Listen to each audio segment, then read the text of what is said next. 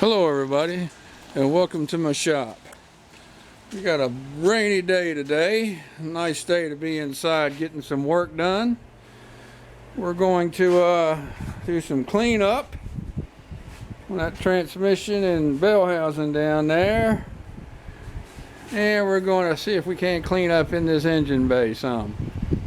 And stay in the dry.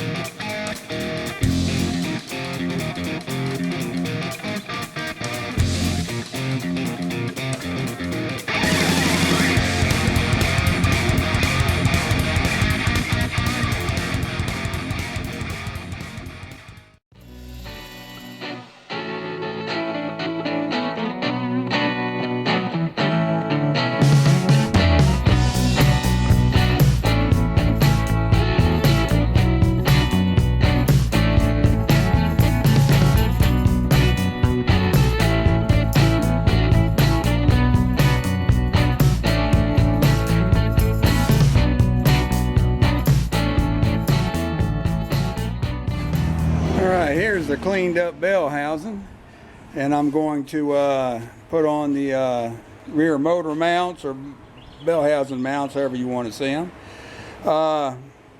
They're not exactly the same looking, but they are, as far as measurements, they measure out the same as far as the holes and the distances and the amount they get them off the Bellhousing from the cross member, so that'll do. Here's inside, that's the clutch arm right there, and you can see here's the pivot ball, and the clutch arm cup sits on it like that, and it rotates back and forth. Okay, now when I go to put it back together, I'm going to put some grease in here just to coat it some. That's not a greasable joint, but that's I'll coat it anyway just to cut down on friction. And here's that timing pointer. It's the starter goes right here, so the timing pointer that's right there, that's right above the starter, and it's actually pressed in through a hole there through the housing after I cleaned it up. It cleaned up good, and it's actually the original, looks like battleship gray colors underneath all the crud. So I don't know if I'm going to paint it or not. I'll see.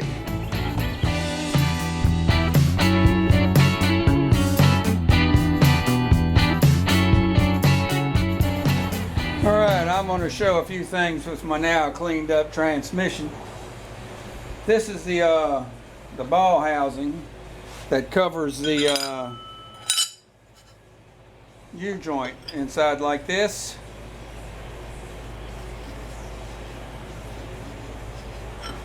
Now what we do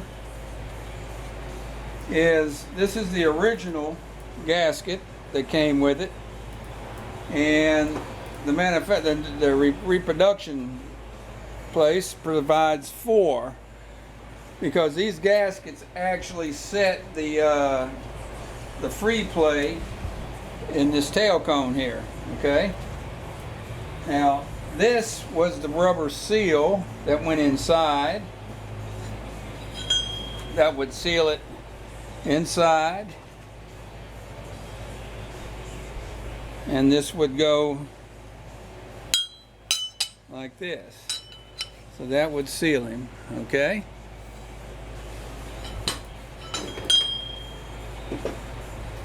that's the original gasket. The new one's cork. I don't know if I like it, but it does have the bevel in there like this does to fit, so I am going to replace it. Inside the housing, this secures the housing to the torque tube. There's a seal right in there, and here's the new replacement that goes in there. I got to pick it out, and this will go in. There's 2 steel washers on either side, and that's what keeps it in there. So that's pretty much here on the tail cone. I won't, it's easier to show it outside the truck than underneath there when it's in. So anyway, this is your speedometer drive there. Of course, there's your gear shifts. And that's that.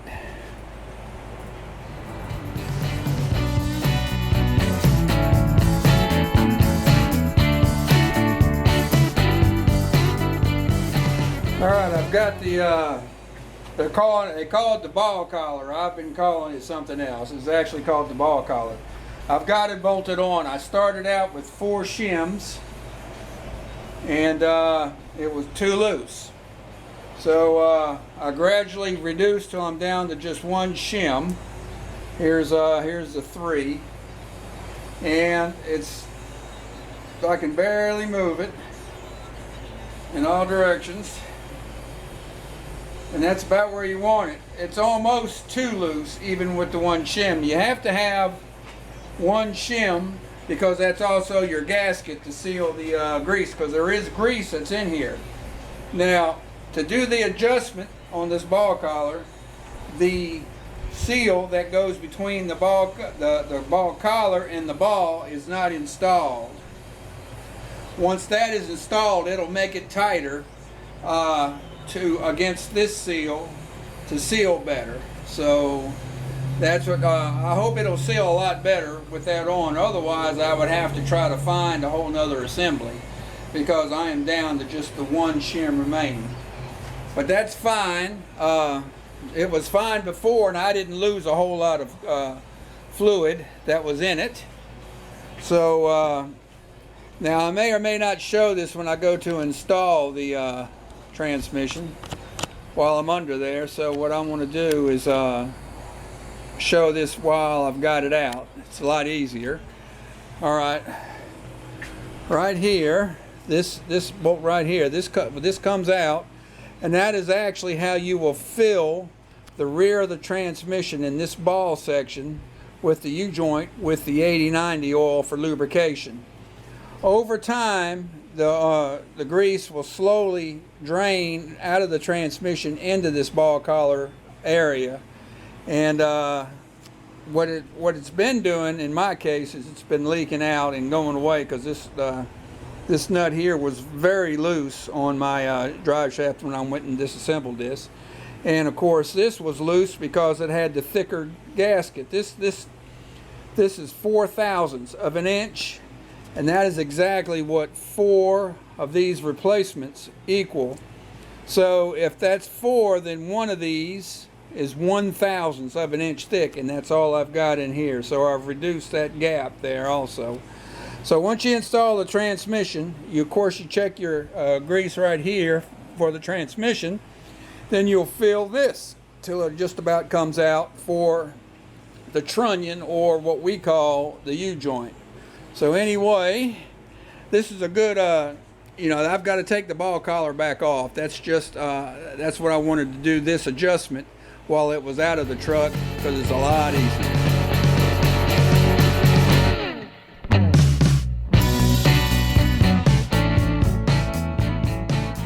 All right, now I'm going to put the new seal in the slip nut. Here's one of the steel washers that goes in first. All right, so we put him in. This is the old seal that was in it. It looks okay, but we're putting the new one in. He goes in, and then the second steel washer goes like that. Now there's really nothing to hold that in until it screws in, and then the oil itself will kind of hold it all in there. So that's it.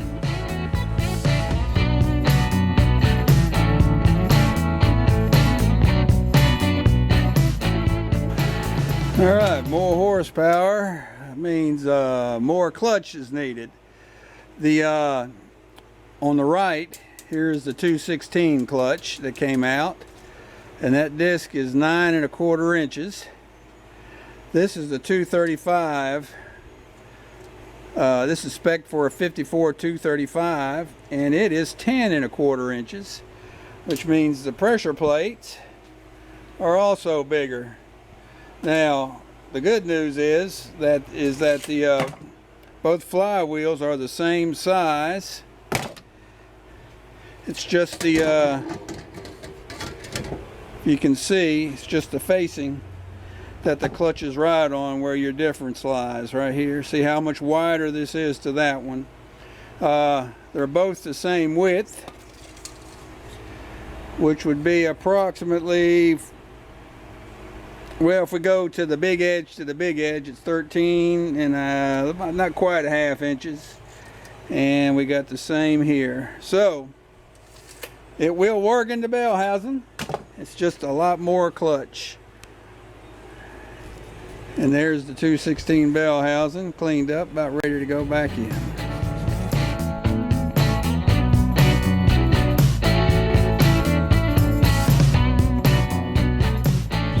Alright, we've got the 216's Bellhousing bolted up. And let's see if we can see in there. And that's the brand new pilot bushing that I put in there. Getting the old one out was fun, but we got it. And there you go.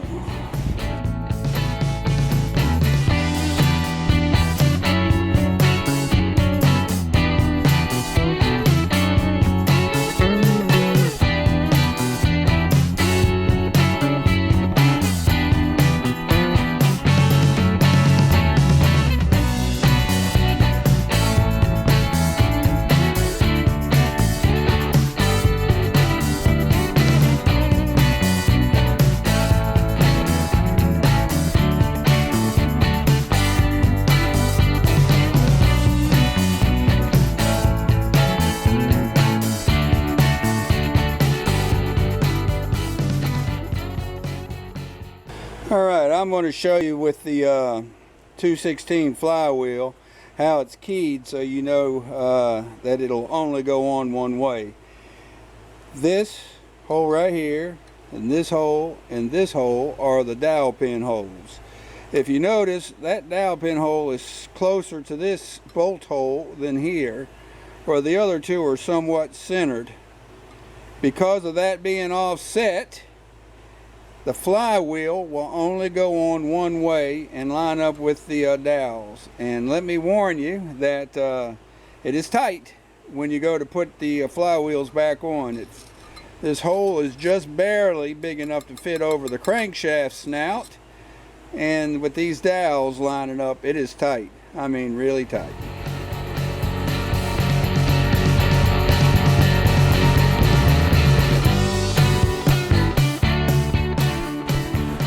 Alright, I've got the 235's flywheel bolted up. Now I'm going to torque it. The manual calls for 55 to 65 foot-pounds. I'm going to start out at 60. You go kind of round robin.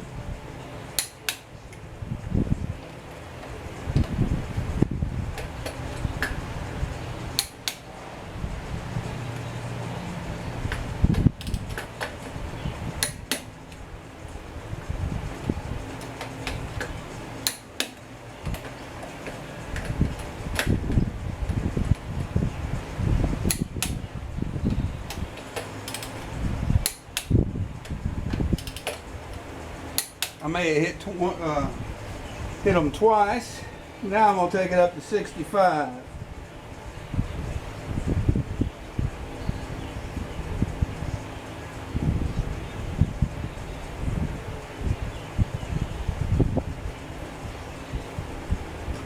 Lock him down.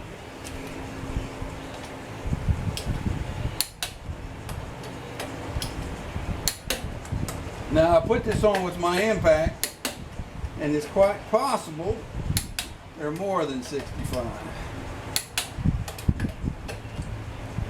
But that's all right.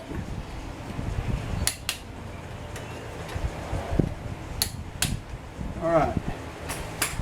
Now I'm gonna knock the locking tabs over. Now, some astute ones of you may be wondering, well, how did he torque that? By not having the flywheel spin. All right, I'll show you. Right here, back in my air-cooled Volkswagen days, I purchased this flywheel lock, because when you had to cinch down that flywheel, it was like, oh gosh, it was, I can't remember exactly, like 150 pounds or something. So there was no way you could hold it to break it loose or tighten it without some kind of lock. So I've adapted that to work on this. You can probably use channel locks, I mean vice grips or something else similar, but that's what I used. And I've not knocked the clips over yet, but there we go.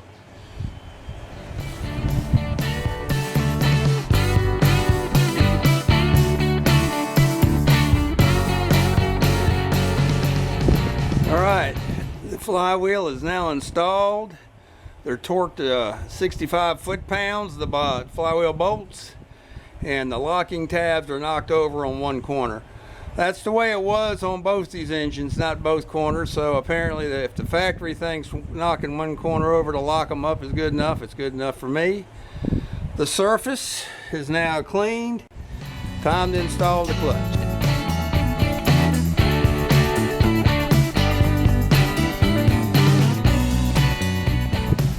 Okay, the pressure plate's installed now and torqued down to 55 foot-pounds. One thing you got to make sure you put in before you slide it up and bolt it is also that throw-up bearing pivot arm right here, because there's not enough clearance between the pivot ball there, and the arm to get it past the pressure plate. So you got about 3 things to maneuver around to get it up in there: pressure plate, the clutch, and the fork there, the throw-up bearing fork. Also, manual says to give the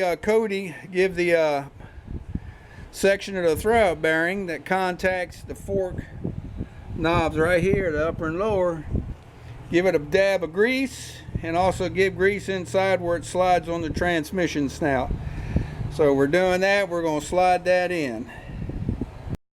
Alright, that didn't show me putting it in because I wrestled with it for a while, but there's a little clip that goes inside this fork that holds the fork onto the pivot ball, and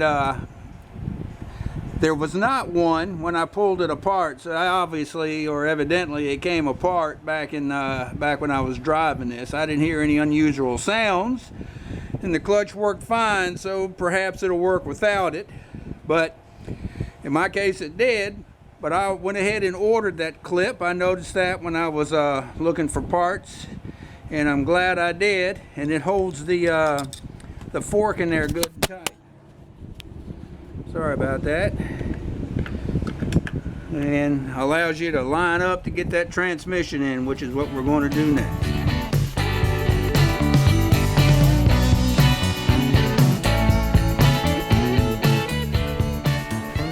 Alright, now we're going to try to slide that transmission on. We got the throw-up bearing greased up, the pivot ball greased up, and the clip in. Alright, pull the alignment tool out. Let's see if she just pops right in there. You know what, I'm going to put a little bit more grease on the snout of that thing while I'm thinking about it.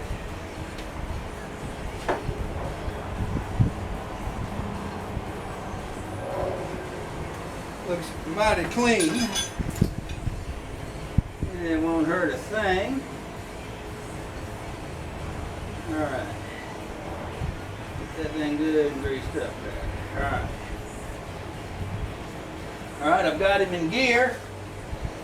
So I can turn this if I have to. But here we go. If everything goes as planned, it should just pop right in there.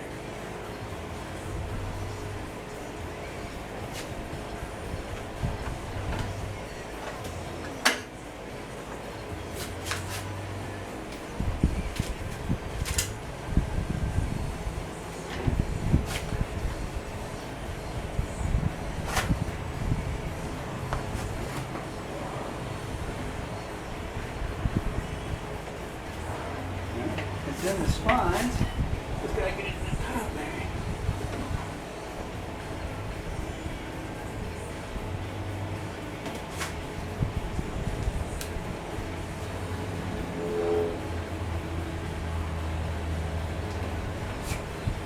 Something's holding.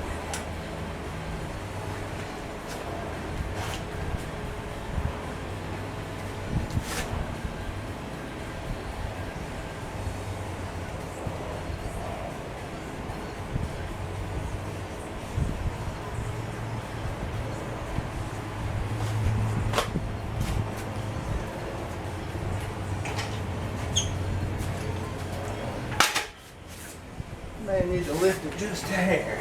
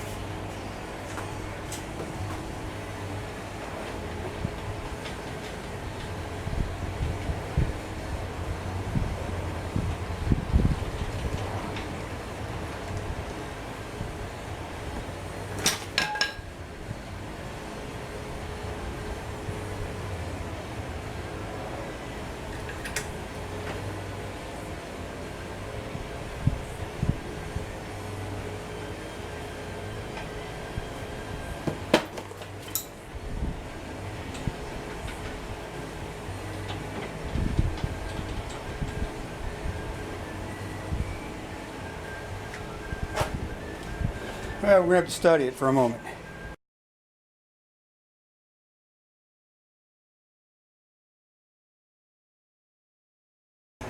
All right, it's finally installed. It took a little bit of fine adjustment to get it in there, and that new pilot bushing, it fit real good.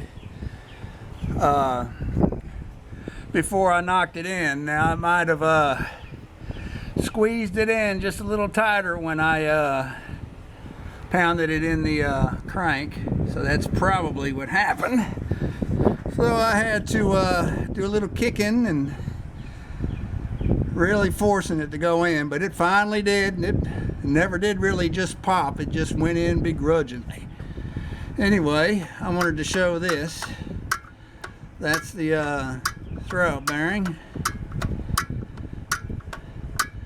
That's how much plays in it now. That's about, I bet you it's probably about a couple inches up there if it was connected to the pedal. But anyway, the new clutch assembly is installed, transmission's installed. I'm gonna put these pans on, and this puppy dog will be about ready to get slammed back in there, except for I need to do some more cleaning and that. So I wanted to get this done.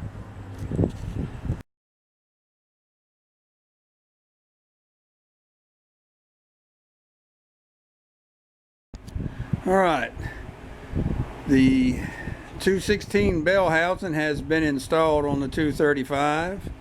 The 235 flywheel has been bolted up and it fits good. It's been torqued down and the locking tabs knocked over.